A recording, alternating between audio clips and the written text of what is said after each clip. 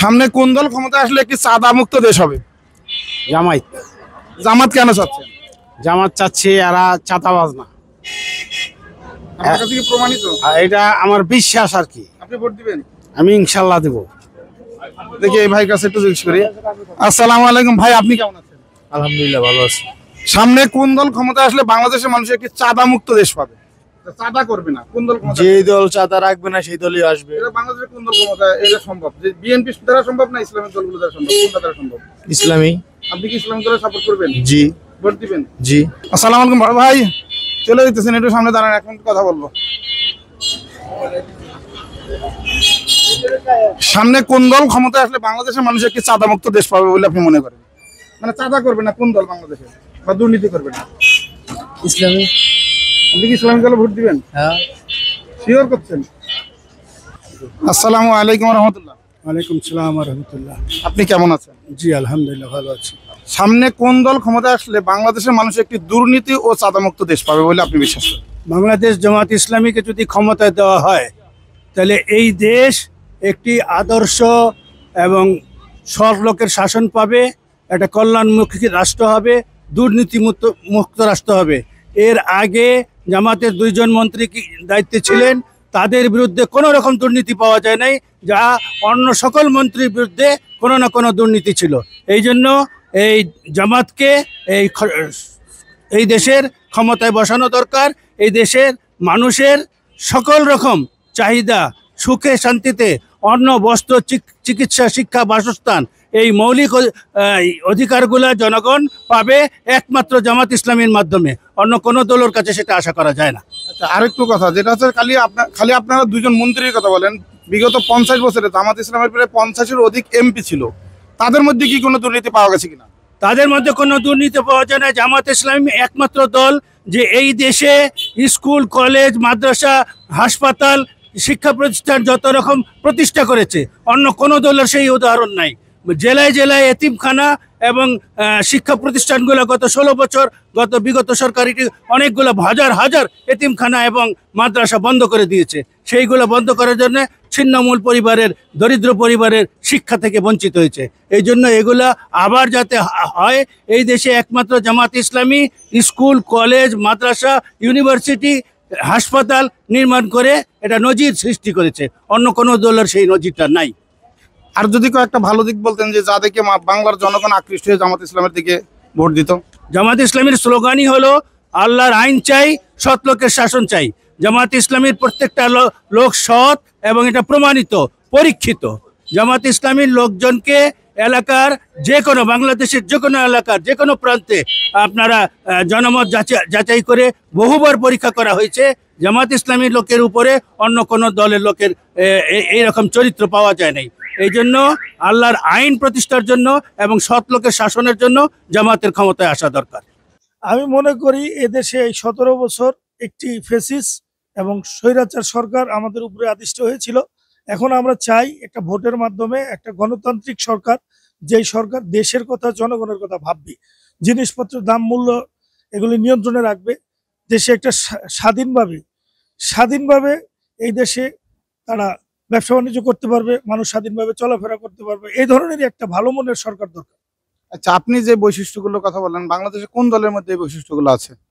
এই বৈশিষ্ট্যগুলো হয়তো আমি যদি মোটা থেকে চিন্তা করি তাহলে ইসলামিক দলগুলি যারা দেশ চালায় নাই অদূর ভবিষ্যতে, তাদের মধ্যে সেই ক্রাইটেরিয়াটা আছে।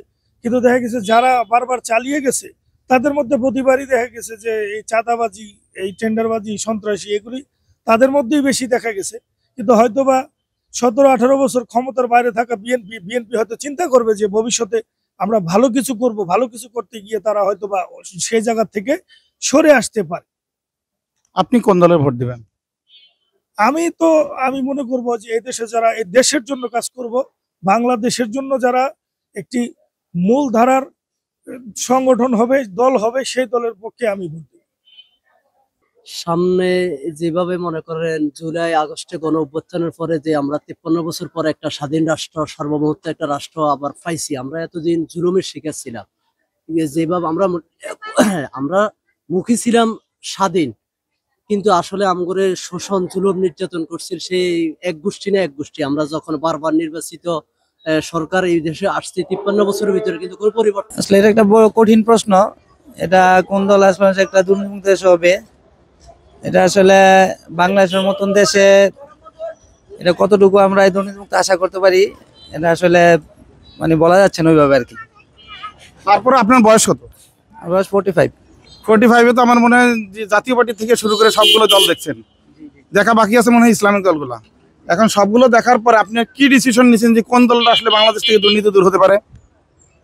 আসলে পুরা দলের থেকে বিবেচনা বেশি করা উচিত, যে যে এলাকায় ভোট দিবে এই এলাকার প্রার্থীটা কেমন, তাকে দেখে যদি একটা ভালো প্রার্থী হিসেবে ভোট দিতে পারে এবং দুর্নীতি করবেন এমন করে ভোট দিতে পারে, তাহলে হয়তো দুর্নীতিটা ছাড়া একটা রাষ্ট্র চলতে পারে আর কি। আপনি যেই কথাটা বলেন সেটা কিন্তু ছোটবেলা আমরা দেখছি ছিল, কিন্তু এখন কিন্তু নাই। এখন দল দেখে আওয়ামী লীগের কলা গাছ দাঁড়ায় দিলেও ভোট দেয়, বিএনপির কলা গাছ দাঁড়ায় দিলেও ভোট দেয়। কিন্তু এখন ইসলামিক দলগুলো কিন্তু তাদের লিডার মানে সৎ ব্যক্তিদেরকে নির্বাচন করে, অন্যান্যদেরকে হয়তো বা অর্থের বিনিময়ে বা অর্থ দিকে নির্বাচন করে। এখন আপনি কোন দলকে, যাক সংক্ষেপে চলে যায়, সামনে আপনি কোন দলটাকে বেছে নেবেন বাংলাদেশের ক্ষমতায় দেখার জন্য? এটা আসলে এখনো দেখার বাকি আছে, কারণ নির্বাচনটা হয়তো তারা 1-1.5 বছর পরে হবে।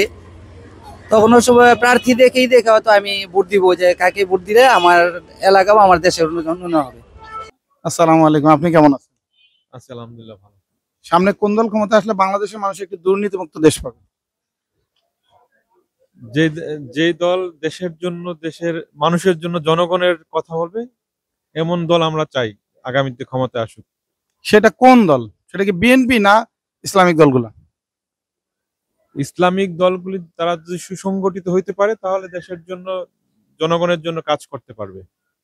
আপনি কি ইসলামিক দলে ভোট দিবেন? এখন ভোট তো আসলে বিভিন্ন এলাকা ভিত্তিক হয়। যদি আমি আমি আমার এলাকায় যেই প্রার্থীকে আমি ভালো মনে করবো তাকেই দিব। এখন সেক্ষেত্রে তো আপনার দেখা যায় এখন বর্তমানে যে আমার এলাকা, আমি মুন্সিগঞ্জের লোক, আমার এলাকায় বিএনপি প্রার্থী স্ট্রং থাকে সবসময়। আপনি কি বিএনপি কে ভোট দিবেন? প্রার্থী যদি প্রার্থী বিএনপির স্ট্রং, কিন্তু আপনি কি বিএনপি ভোট দিবেন নাকি ইসলামিক দলগুলোকে ভোট দিবেন? ইসলামিক দলগুলো যদি ভালো কোনো প্রার্থী ওখানে ক্যান্ডিডেট থাকে দেব তাকে, না হলে তো বিএনপি ভোটটা পাবে। আচ্ছা, বিএনপি যদি ভোট পায়, বিএনপির 2-3টা ভালো বৈশিষ্ট্য বলেন তো, যে এরা চাঁদাবাজির সাথে যুক্ত না বা দুর্নীতির সাথে যুক্ত না, এরকম কয়েকটা বৈশিষ্ট্য বলেন তো, যা দেখে মানুষ বিএনপির দিকে ঝুঁকবে।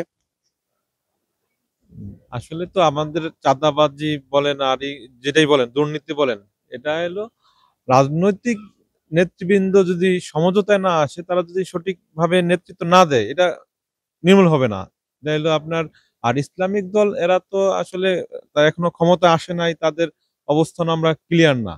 আসলে তো তারা ইসলামিক পথে যারা চলে তারা তো সবসময় সততা এবং নিষ্ঠার সাথে চলে, এদের তো আমাদের সহযোগিতা করা উচিত তাদেরকে এগিয়ে নেওয়ার জন্য। এর জন্য আমি যে প্রশ্নটা করছি আপনি মনে হয় এড়িয়ে যাচ্ছেন। বিএনপির একটা ভালো দিক বলেন, মানে জামাত ইসলামী বা ইসলামিক দলগুলোর একটা খারাপ দিক বলেন। বিএনপির একটা ভালো দিক বলেন আর ইসলামিক দলগুলোর একটা খারাপ দিক বলেন।